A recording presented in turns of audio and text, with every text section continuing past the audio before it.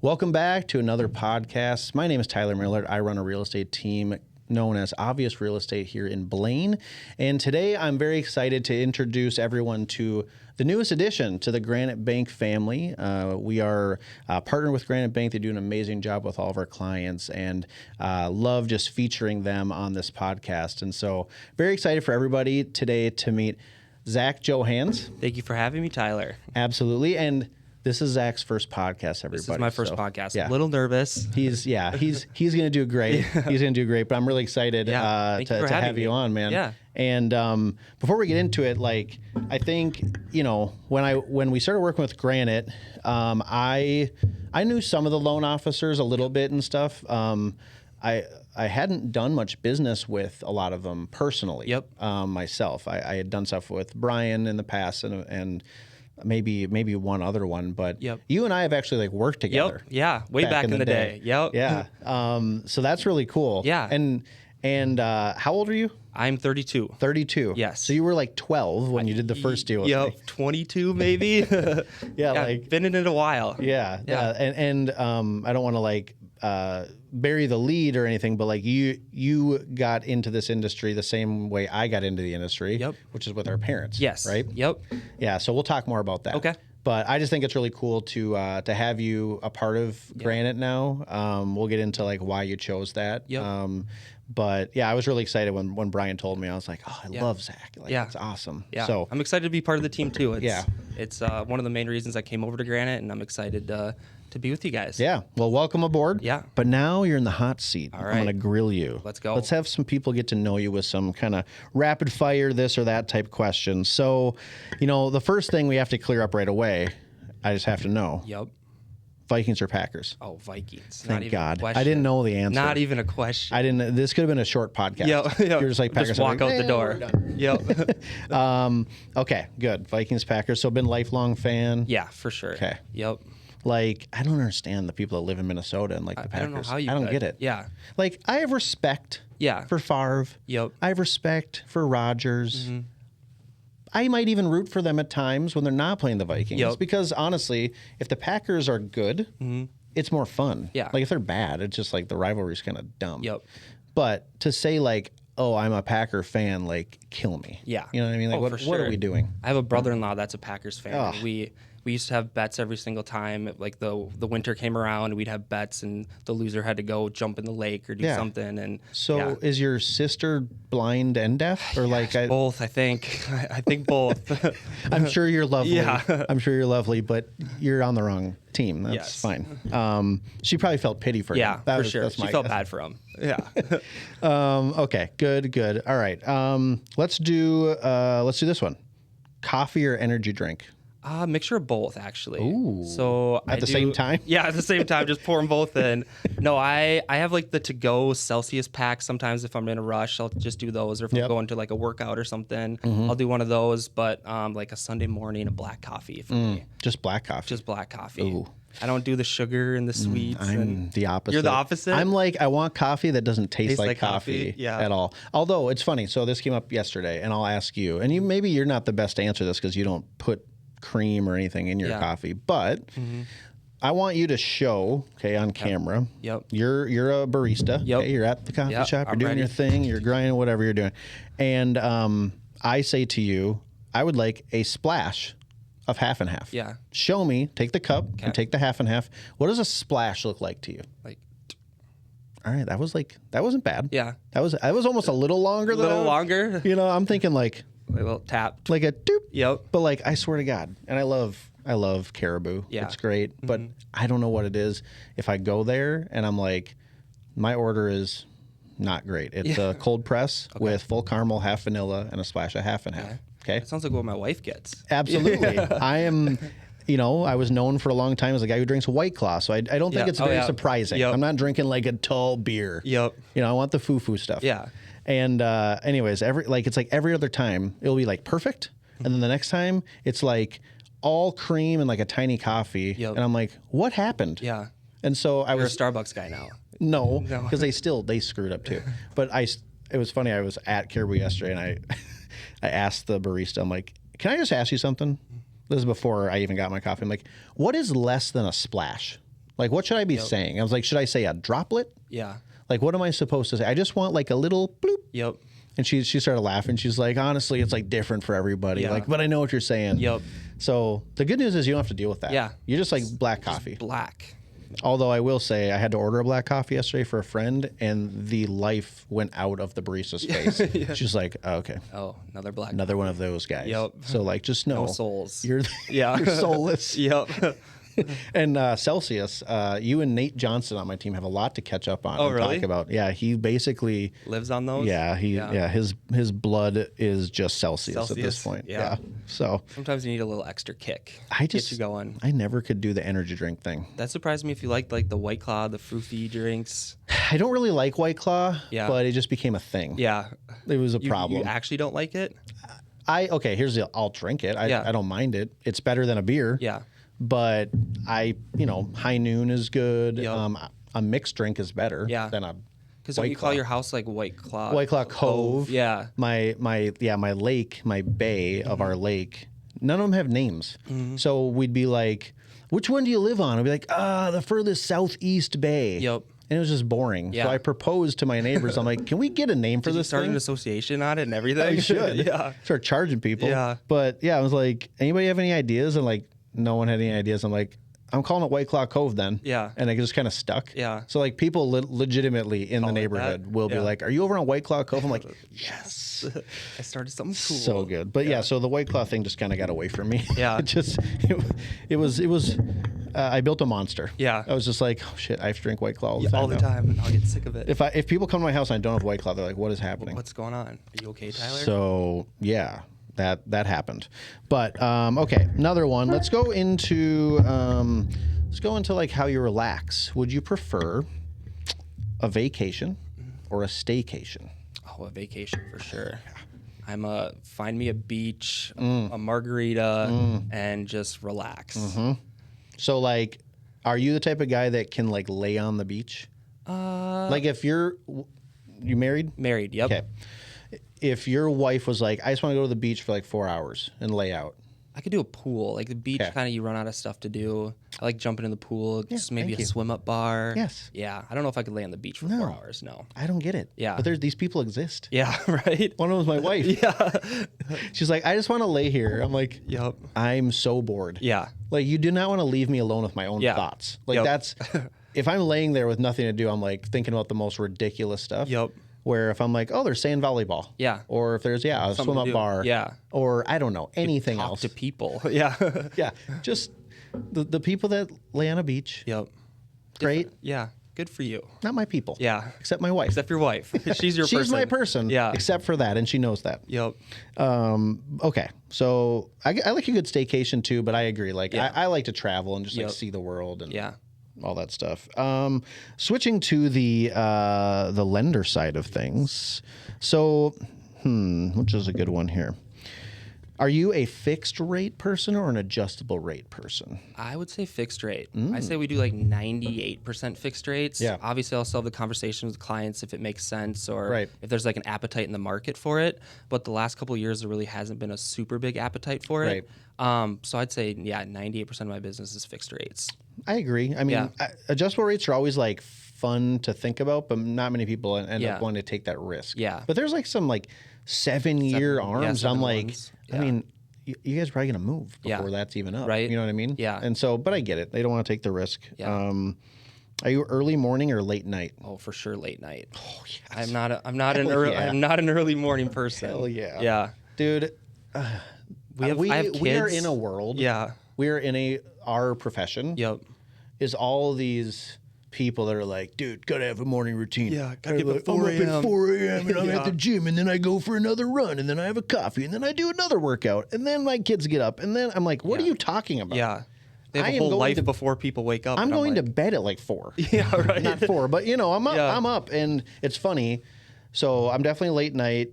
I over the years I've definitely started to get up earlier, but like today I got up at 7. Yeah. Got in a quick little workout. That's like, Yeah. I'm not working before like 10 anymore. Yeah. Like I don't like meeting in person. Yep. Very rarely. Yeah. Because I just know. I'm just like, I'm not ready. I Yeah. want to see my family, and that's just Yep. what we're gonna do. Yeah. But it's funny because I wear an Aura ring now. I've been wearing one for like 2 months. Do you like it? Yeah, it's really cool. Yeah. It's like good insights and stuff. Yep. But it's just interesting, some of the stuff. I'm like, oh, I'm literally stressed all day. Yeah. Sweet. Yeah. That's what I thought. Thank you for telling me Yep, that. it's confirmed. But once it gathers so much data, it can tell you your preferred circadian rhythm, essentially, of like when is your body ready for sleep. Yeah. It's not based on like when I go to sleep. It's like based on a bunch of different metrics that it tracks. Like this is when your body is primed for sleep. Yep. And it confirmed to me. It was like, your best sleep time is midnight to 8. Nice. I was like, yes. That's what I wanted. I was like, to hear. I knew it. Yeah. I knew it. I knew I didn't like mornings. Yeah. And like, I'm the same way. Me and my wife, once we put our kids down, we're like, we need to relax. Yeah. We need to have our own time, spend time together, and be able to unwind, because kids and work and life is crazy, and you just need some time at the end of the night to. Yeah.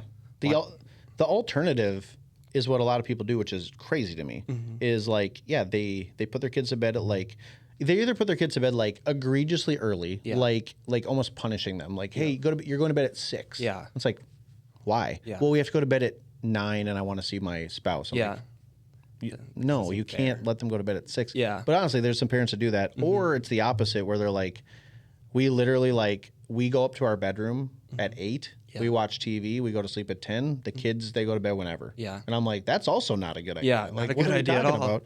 So yeah, I think kids put themselves to bed is my question. well, it depends what age. Yeah, I guess. How old are yours? 1 and 3. Yeah, no, not yours. Yeah, not mine. But like when they get to like 10, they probably could. Yeah. But like there's kids that are going to take advantage of that. Mm-hmm. And yeah, so for us, it's like our kids have to go upstairs at like 8:30. Yeah. They're 10 and 12. Mm-hmm. And they have to like be in bed by like 8:45. Yeah. Pretty much asleep, hopefully by like 9:30. Yeah. But like we sent them up and like, yeah, we're hanging out now for a few hours. Yeah. My wife will fall asleep in like an hour. Yeah. She'll barely make it, you know. But yeah, the people that have to get up early, it's like, I think there's a good way to do it, but I honestly don't think they see their spouse that often. Yeah. Oh, for sure. And I'm just like, I just can't live in that world. Yeah. You know? Have some work-life balance. Yeah, unless the spouse is getting up with them and working out and whatever, and like whatever. There's a way to do it. But I'm glad to see that you're on my side, baby. For sure. I will say I'm jealous of all the morning people. Yeah. Don't get me wrong. Oh, I agree. I wish I was a morning person. Yeah. My kid knocks on my bed at 5:30 in the morning. I'm like, go back to bed. Man. Yeah. Man, you got one of them. Yeah. Well, he normally can go back to bed, so that's good. Hey, that's good that you make him go back to bed. Yeah. Again, I know parents that when like their schedule is dictated by when the kid wakes up, and I'm like, you just put them back to bed. Like, well, they won't go to sleep. I'm like, then they have to stay in their room till 7. Yep, exactly. Like that, our kids did the same thing, and I'm just like, hey, like I'm glad you're up. Yep. Do whatever you want. Don't wake me up. Yep. Don't get in any trouble. Yep. Don't go out of your room. Yep. And then like, you know, when they're old enough, like a 4-year-old can probably comprehend that. Yeah. They fall in line or they get in trouble. Yep. You know, and then eventually they just learn, I'm just going to sleep till 7 because this is boring. Yeah, you know? right. Yeah. I'm just staring at the wall for an hour and a half. Twiddling my thumbs. So yeah, no, you gotta hang firm on your standards and your rules with young kids. Yeah. And like by the time they're my kids' age at 10 and 12, you'll be like, thank God. Yep. Because, dude, I remember 1 and 3. Mm-hmm. It ain't no picnic. Yeah. And our kids are only 2 years apart, too. So, like, I lived this life. Yeah. And, like, it's amazing, but it's a lot. Yeah. And there's so many days where you just want to be like, just give him the snack. Or just let him watch his tablet or whatever, right? But so easy to give into that stuff. Dude, just hang. Yeah. It gets better. It gets so much better. That's what everyone says. Yeah. They're like, it's the hardest time of your life, but it's also like the most rewarding and fulfilling. But it can lead to the worst time ever if you just don't parent. Yep. Right? If you just have no standards and you're just kind of like, whatever, dude, I'm just gonna take these out. I'm tired. Yeah. Like whatever. Like no, because now they know if they cry or they whine, they're gonna get their way. It's a bad thing. Yeah, man. it's a bowling ball down the hill. Oh, I'll tell you, man, there were some nights where I was just like, what are we doing? Yeah, right. Like this is like just bonkers. Like my son had like really hard time sleeping, and we had to like lock him in his room, which was like the worst thing as a parent. As a parent feeling because he would like get out of his room and like we caught him on the counter downstairs at like 3. Yeah. Just chilling on the counter. I'm like, like walking around on the kitchen counter at 3 years old. Yeah. And I'm like, you could fall and get hurt. Yeah. So like we had to lock him in his room. And I mean, dude. Yeah, we have a safety lock on our door too. Kicking and screaming, Yeah. pounding the door while I lay on the ground outside, like basically crying. Yeah. Being like, I want to help you, but you have to like learn. And it's worse when they just cry, it's one thing, but when my son could like talk and say, Daddy, help me. Yeah. That's like, that was like the worst part. Yeah. You just brought me back. Yeah. Dude, sorry. It's so bad, but like I can tell you, like being on the other side, like while I wish it didn't have to be that extreme at times, I'm glad we stuck to our guns because now like they have sleep good values very well. Yep. They understand why we had to do that because they appreciate the standard. Yeah, for right. Sure. So, anyways, it's a parenting lesson. Yeah, right. It's our TED Talk for parents. But yeah, TED not Talk. mortgages. You're welcome. Yeah. But yeah, flipping to you. I want people to get to know you now a little bit. So, obviously, like I said, you've been doing this for a while, right? Since 12 years now. 12 years, yep. And you were working with your mom, all that stuff. But like, tell me a little bit about like you and yourself, your family first. Maybe like where you grew up, what you're into, that type of thing, and then maybe switch over to like the business side a little bit. Like, what fires you up about it? Why Granite? Things like that. Yeah. So I'm 32 years old. I have a wife. I've been married for 5.5 years. What's her name? Jordan. Yep. Hi, Jordan. She'll be watching for sure. Yeah. I told her she can't, but she will be. Yeah. Oh, yeah. I have 2 kids. I have a daughter that's 1. They both have January birthdays. So she turned 1, and I have a son that's 3. Okay. I am also a golf coach for the high school team in my hometown. I did not know that. Yeah. Right. So I just started this year, so I'm super excited about that. Adding more things to my plate. Like Where's your hometown? I grew up in Becker. Becker. Okay. So so long story, me and my wife, we bought our first house in Cold Spring on a lake. Then we built a house on a lake in Annandale. Then we had our second kid, and we're like, we need to be closer to family. Yep. So we moved back to our hometown in Becker to be closer to family and help with the kids. So now I'm back in Becker. What lake in Annandale? Granite Lake. Granite. Yeah. That's weird. Yep. Right. That sounds like a cliche. Yeah. Or a coincidence, but no, that's cool. We would go up to Annandale. Is there like a Lake Victoria or something? Yeah. There's so many lakes in Annandale. I feel like it was Lake Victoria, but I remember fondly going up there for like, and then they'd always have their little festival. Oh yeah. Yeah. Like 4th of July time. Yeah. My dad had some business partners that had a cabin on there. So, nice. Yeah. We missed great the time. town. It's fun. Yeah. And I always had like the holiday train that went through in the winter. So it was really fun. Yep. But, yeah. So business wise, I was going to college, didn't know what I wanted to do. And where'd you go to college? St. Cloud. St. Cloud. Okay. I went to St. John's, so I'm familiar with Cold Spring. I remember we connected that way because when we were talking, I was like, I'm in Cold Spring. You're like, oh, I went to college up there. Oh, there you go. Yeah. So, and then I didn't know what I wanted to do. I was in a finance class, called my mom up, and I was like, I want to do what you do. And she's like, no, you don't. No, you don't. For the love of God. Yeah. And then 4 years later, I was doing that. So, so that's kind of how I got into the mortgage business, kind of started from the ground up, assisting people, processing, things like that, and then worked my way up to be a loan officer and been doing that. I've been in the industry for 12 years, but been doing like the loan officer duties for about 7 now. Yeah. So talk a little bit about like working with your mom. That had to be really cool. Yeah. And you still do. Yep. Right. Yeah. But like coming up in the industry with your mom. Yeah. Is got to be kind of special. It's cool. Yeah, it's cool to be able to have someone that no one can lean on for even like you feel like they're stupid questions sometimes, and you're like, I should probably know this, and it's nice to have someone always to lean on. And she's been in the industry for 30 years. What's her name again? Jane. Jane, that's right. Yep. And so she learning all the knowledge and how she like built her business from the ground up, and she never grew her business by like just sitting in a bank, and she grew it by like building relationships. And so being able to take that stuff into my business and help myself grow that way too was cool. I remember her. I'm pretty sure I sat down with both of you guys, right? Yeah. If I remember correctly, I remember her being kind of a badass. Yeah. Yep. You know what I mean? Like she takes no crap from no one. I remember her, and like just like when I say badass, I mean very, very good at what she did, and very, very good of just winning over clients, realtors. Like she just knew how to talk to us, right? And that's one thing I really took from her is like she's very motherly in how she treats her clients, and I kind of instilled that into me with like first time home buyers, walking them through the process and holding their hand the whole way through, and like really like teaching people and showing people the process and not just expecting that they know it. Yeah. I think that's like one of the main things I took from her is Okay. in my business is to help. Yeah. I mean, that it sounds like that's what everybody should do, but I can tell you it's not. Yeah. A lot of times it's more hands off than I would think. So that's a great quality. I think most times in the financing world, people just, it's better to be a little overprotective than be like, oh, you got it. Yeah, you got it. We'll figure it out. No, you don't want to screw up on that. Yeah. And then so you're into golf. Yes. What do you and your wife like to do? So her family's big into camping, so we do a lot of camping. She's trying to get me to buy a camper, so we'll see. Here we go. That battle. My wife is also talking to me about buying a little pop-up camper. Yep. So camping. My parents live on a lake, so we do a lot of lake stuff. Okay. Where do they live? They live in Cold Spring. Oh, so they live on the chain of lakes up there. Okay. Yeah. So have you been camping in Cold Spring at El Rancho? I have not. No. You know El Rancho Manana, I know what it's it up is. there. Yeah. Yep. So we used to go up there all the time. Oh, really? Yeah. When I was growing up, that was the spot. Yeah. El Rancho Manana, the ranch of tomorrow. Yeah. You should be a salesman for them.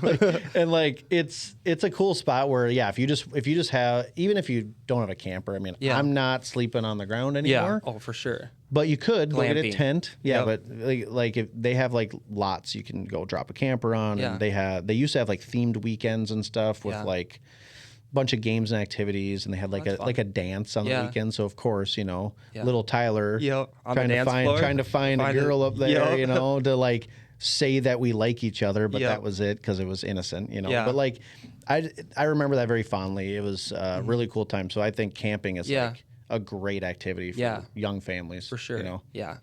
That we both enjoy golfing and just being outside. We have a golf cart, so we go to the park every night with our kids, and so we just enjoy being outside because both of our jobs are kind of inside and cooped up. So any chance we can be outside, you take a golf cart. We take a golf cart. There's a park in our neighborhood, so we take the golf cart to the park. God, I love that. Yeah. I just was literally talking to my son, I think yesterday or 2 days ago, about one of my goals is to live somewhere where I need a golf cart. Yeah. You know what I mean? I know. I told my wife, if I'm moving off the lake, I'm getting a golf cart. Heck yeah. It's just one of the souped up ones. Yeah. Yep. They're fun. Yeah, they are fun. But Blaine, you can't have a golf cart. You can't have it on the streets? No. Really? That's what they said. I'm I know Jess, the councilwoman. Hi, Jess. If you watch this, we need to get this approved. It's not that hard. We have all these things, and we have more things coming to Blaine now. Yep.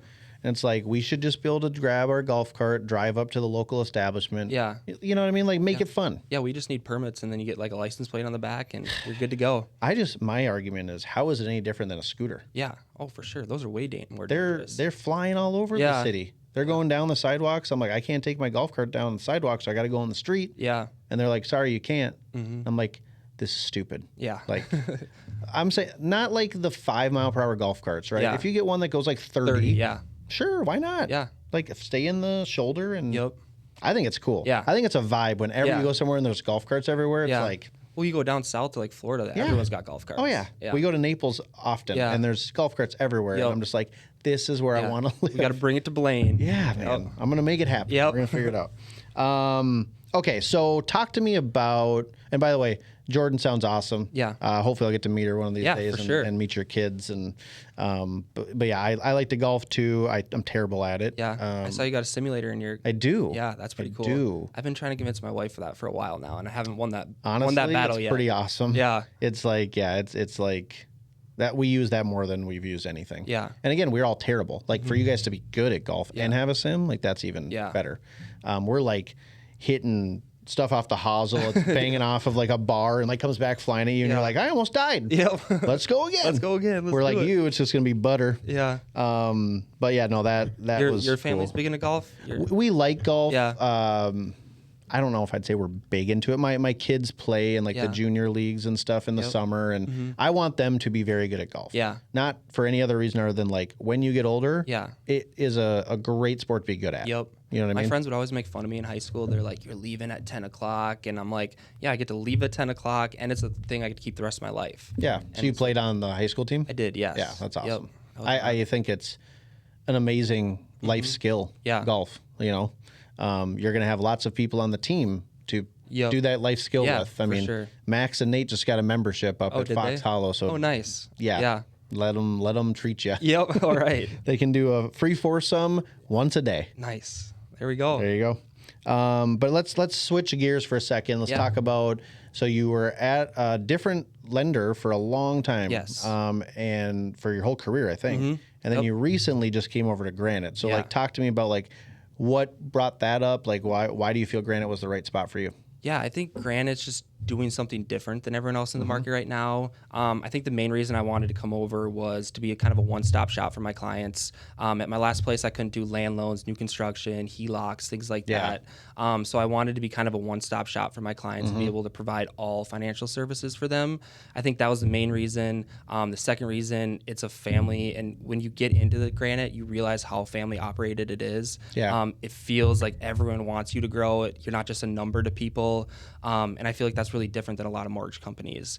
And it's really common sense lending. I like to put it as, if the loan makes sense, there's a portfolio program to do it. And a lot of other companies don't have that. So to have that in your tool belt on top of everything else, I think is just game changing. And what they're doing with like relationships with people like your guys' group, and that's not being done in the industry, and what they're doing is different and it's innovative, and I wanted to be a part of it. I think that they're investing at a time where it's scary to invest. Yeah, for sure. You know what I mean? It's it hasn't been an easy market for anyone, especially lenders and banks. And to see them kind of putting themselves out there, spending money in places that others aren't, and just like, and again, it's all for the greater good of showing everybody, hey, we have these products that can help you. We have these systems that can help you. And it would be a really fun place to like align my business with if I was a lender, because it's just like, there's not really anything standing in my way at this point. I'm not held back by any product limitations. If I have a cool idea, the owner, who's a cool guy, will more than likely like, hey, let's talk about that. You know, and so that's rare, as I'm sure you know. The first day I was there, I had an idea and I gave it to the SVP, and he's like, let's run it up to the owner quick. Like, it's like something that happens like in a day, not in a year process. And it's crazy, just like what they want to do to help you grow your business. And it's or if you're there at the office, whatever, and I think he's at the office like 3 days a week, but I mean, you just walk down the hall, talk to the owner, which doesn't happen at larger institutions, right? So, no, and speaking from my perspective, like when I saw that you were coming over, I was super excited, like, because I know that you do a good job. I know you're a good person. You were always somebody that just led with like kindness and just kind of like, hey, what can I do to help? And like, you know, and I just thought it was a perfect addition, like, you know, and it helps that you're a little on the younger side. We got some younger people over here that, you know, that does matter. You want to have somebody that you can do life with too. I think that's like the ultimate goal is like, hey, how do I find those partners that like I can actually like travel with and like get to know their family and their kids, and like, you know, that's stage of life as you. That's what makes it so fun. You know, and you definitely have a lot of people to choose from. Just around golf alone. Right. I've golfed with a couple of your teammates now. So have you golfed with Brady yet? I have golfed with Brady. How was that? It was good. He's good. Who's very better? Good. He's better than me. Is he? Okay. I'm gonna catch him. I'm gonna catch him right now. I just got back into golf. I took not a lot of years off, but I just wasn't really into it as much as I was. And so now I'm kind of getting back into it with the coaching, and so I'm gonna catch him. You hear that, Brady? I'm coming for you. If you ask Brady, ask him when he played me, who won. It was me. Was it you? Yeah, he gave me 30 strokes. How many strokes did he have to 30, give you? 30, and I beat him by like 2. Yeah, he's a good stick. But that was also the day that I shot my best score ever. A 99. A 99. You broke 100. I did, dude. There we go. And it was like, what course? It was on Elk River. Oh, that's hard. Those tabletop greens. Thank you. Yeah, that's a tough course. I swear to God, if it wasn't for a few of those greens, I bet you I was under 90 almost. Like, because I'm not even joking. I'm not a very good golfer. My handicap's like, what is it, like a 28 or something? I don't know. It's not good. I'm usually like 110. I could not miss that day. Like I typically have like I'll top the ball, or I'll like hit behind the ball and I'll chunk it, and like strike down. I was just like I swung the club where I wanted it to go. The ball kind of went. It was not the most perfect shots, you know, but they were destined to beat Brady, to show him who the boss was. Dude, it was crazy. And like the last hole, I can't remember. It was on I think 18 is a par 4. And I want to say I needed like 5 or less to get 99. So if I got a 6, it was like 100. And like, dude, I'm like, at this point, You're my nervous. heart's pounding. So I'm like, oh my God, I might I actually might do it. Yep. Like, how am I even in this position? Yeah. And again, you're playing with Brady, and he's a good golfer. Yep. So it's already like, you just feel like shit because every shot he hits, you're just like, that's better than mine by far. Yeah. But like, step up to the tee, just rip one down the fairway. And my driver is usually ass. Yeah. Yep. And it was just like, oh my God. And like, and it was the hardest, that one was the hardest shot. Cause I was like, if this goes like in the woods or something, I'm screwed. Yep. So I was so much pressure, lined it down the fairway. And I was like, oh my God, I'm going to do it. Yeah. I was like, this is crazy. And then the approach shot is like, it was like 200 yards. Yeah. And put the thing on the green. And I never do that. I just got a 2-putt. You could 3-putt actually, right? You could 3-putt. I could 3-putt to victory. And it was like, it was on the edge of the green. So it was probably, I don't know, let's call it 40 foot. Yeah. Like it was a ways, but I'm like, just get it close. Yeah. And like I hit it and it went like halfway. And I was like, okay. And then Nate was with us too. And Nate's, I don't know if you've ever heard like Nate giggle. Yeah. But Nate has this like evil giggle. Yep. He's like, he's like in the background, like, oh my God, Tyler. He's not gonna do This is it. all on video, by the way, if you ever want to watch it. It's really funny. And then, so I'm like, all right, just get it close. And I hit it and it goes past the hole by like 6 feet. Ooh. And I was like, no. You got a tester coming back. No. I was like, how am I going to do this to myself? And absolutely shaking. I think I went blind. Yeah. I don't even know what happened. Don't even look. You're just shaking. It was so bad. Yeah. And like knocked it in. And I was like, yeah. And like I'm celebrating and the people are on the patio and they probably thought I got like some crazy score. Shot par. And then you broke. I broke 100. They're like, yeah. And I go up there and I was like, got 99. Yeah. They're like, way to go. But yeah, that was my time I beat Brady. Nice. Your claim to fame. Hey. There you go. Even on his home course, because that was where he grew up, right? I beat him at his home, baby. There you go. Beat him at his home. I never let him forget it. He's always like, well, you didn't beat me straight up. I'm like, well, no shit. That's the point of golf. There's handicaps for a reason. There's a handicap, but no, I think you probably let me win. Well, let's see here. I wanted to end it with like a couple things. So 2 more questions I'm thinking. Number 1 is like, okay, so talk to like the buyers out there that are thinking about, moving into a house, whether it's their first house or they're maybe sitting in a house and they have a really good interest rate and all that stuff. Like what's the market like right now? And what are you seeing buyers do with you that they should hear about? Yeah. You know what I mean? I think the main thing is there's always creative ways to get your payment down. If you're stuck on interest rate, I have a 3% interest rate, I'm never going to leave my house. Life changes, you have a growing family, your job changes, you have to move. There's creative ways that your real estate agent and your lender can work together to get you lower interest rates. Right. Whether that's seller paid closing costs and we can buy down an interest rate, whether that's partnering with a builder and you build a house and you get one of their financing options with like a 2% buy down or things like that. We can always find creative ways to get your payment lower, and don't get stuck on interest rate, get stuck on payment, what you're comfortable with. I think that's the most important point. People are like, oh, I have a 3% interest rate, but then they don't realize how much equity they have in their home, and they can have the same payment and pay down your debts or whatever that is. We call that lifestyle rate. Yeah, there you go. Yes. It's not your interest rate, it's your lifestyle rate. Yeah. If you can remember that one. Okay. Because honestly, it's like, it's one of the big things we talk about. And it's like, people will say all the time, I literally like, at least once every 2 weeks, I'll hear it from somebody like, in passing, I'll be like, yeah, I mean, I got like a 3% rate, so I'm just kind of stuck. I can't move. Like they literally say, I can't move. Yeah. And they're like, they're kind of gloating. Yep. You know? And I'm like, and I always hit them back with, I'm like, well, yeah, like that works if you have no debts. Yeah. But if you have any debts at all, I would say like your 3% rate isn't actually a 3% rate because that's not what affects your life. What affects your life is your overall debt percentage. Yeah. Your cash flow every month. Yeah. And it's like, if I can lower your monthly nut that you need, get you a better house, but your interest rate is at 5 or 6%. Do you really care? Yeah. Like if your life is $2,000 easier a month, why wouldn't you do that? Who cares what your interest rate is? Like, don't get excited about rate. Yeah. I mean, yeah, it's fun to say that I have a 2.25% rate on my house.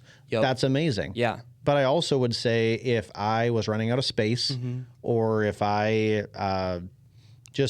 I had a bunch of debts and I couldn't afford my life anymore, but I had $300,000 in equity. who cares what my rate is? Yeah. I'm going to make my life easier. Yeah, right. exactly. And so we're working with a lot of people that get that. Yep. And they're like willing to listen. Yep. But the people that have a low interest rate and no debts. Yeah. You're tough pill staying. to swallow. You're Yeah. staying. Yep. Yeah. And that's okay. Yeah. And congratulations. Yep. You know what I mean? You don't have to move. Yeah. But when the time comes you have to, Yep. give us a call. Exactly. Exactly. You know? Like, or hey, when someone else in your life needs to move, let us know. Yeah. Right? But yeah, no, I think that's a good point. The last thing I'm curious about is like, okay, you're sitting there with a buyer and, you know, they're like, what makes you so special? Yeah. Like, why you? Yep. There's a million lenders out there, Yeah. Zach. Why would I pick you? Yeah. What is your reason? The main difference is, like I said earlier in the interview, was that I learned hand-holding from an early age in the business and how important it is to educate your buyers and educate throughout the process and high-level communication. I think that's what separates a lot of us. Obviously, I have all the loan programs and all that stuff to help you, and I can get creative like we just talked about with interest rates and seller pays and things like that. But I think the main thing is I understand being a first-time home buyer. I understand owning a house. I understand dealing with first-time home buyers. You understand having lake homes? Yeah. I mean, you got lots of experience. Yeah, so I think that is the main thing, is going to be holding your hand every step of the process, and you're going to experience a very high level of communication. And if you don't know the answer, Mama knows it. Yep. Mama said that. Yep. It's like Ricky Bobby all of a sudden. Yeah. Or not Ricky Bobby, Bobby Boucher. Yep. Mama said, you could do an adjustable rate. Yeah, and like that would be my final like little point is like I come across stuff still all the time. I've been a part of 1,500 transactions, and you learn something new every day. I think that's what gets us to at least once a week where I'm like, never heard that one before. And like I have to go. Our job fun, I have to go to people for help sometimes. Like I don't know. Yep. Let me figure it out. Yeah. But the cool part for you is you're surrounded by this amazing group at Granite that like you're gonna get the answer. Yeah. You know, and you're gonna find the solution. Yep. Like you say, you can go knock on the owner's door and be like, hey, we got to figure this out. Yep. Whether it's the cash offer program or something. I mean, you guys have so many resources where it's like when I came to EXP and I asked my business partner that was already at EXP, I was like, man, everything sounds really, really good, but I gotta be missing something. Yeah. Like too what good to be true. What is it, if you're gonna give me like one thing to kind of like get me to like come over? Yeah. Like what is it that you think you have with EXP that you don't have somewhere else? And he said, which I think you would probably echo with Granite. He said, I feel like I can literally do anything. Like there's nothing that I can't figure out if I need to figure it out. There's no program in my way that I can't get. Like you should be able to help basically every single buyer that comes to you. There's a solution, we'll find it. Right. Yep. And that's got to be like a really cool feeling, which lenders don't always have that. At your previous lender, right? You were saying you only had certain programs, and so if they didn't fit in the box, you're like not able to help some of your friends even, which is like, that's unacceptable. Yeah, right? For sure. So yeah, I'm excited for you. I'm excited to be here and excited to be at Granite and be with your guys' team and see what comes up next. Yeah, Brian got himself a good one in you, man. It took him a long time, so good patience, Brian. Yeah, well, you don't want to just give in right away. You know, I made Brian work for it too. No, Brian's a good guy, and I'm really looking forward to working with you. I know the team is too. And yeah, sky's the limit for you, buddy. Yeah. You know, and you did good on your first podcast. Yeah. Well, thanks. You know? It was fun. It was easier than I thought. I don't even have to edit this. Like you did it perfect. So, you know, if you can just do that for every deal moving forward now, just make it perfect. Yep. It's going to be easy. No promises, but I'll try my best. But yeah, thanks very much for joining me. Yeah. Thank you for having me. Everybody, for those of you that are still watching, really appreciate your support as always. You know, if you guys are in the market to buy a house or refinance or sell a house, obviously this tandem here can help you. Granite Bank, again, is amazing.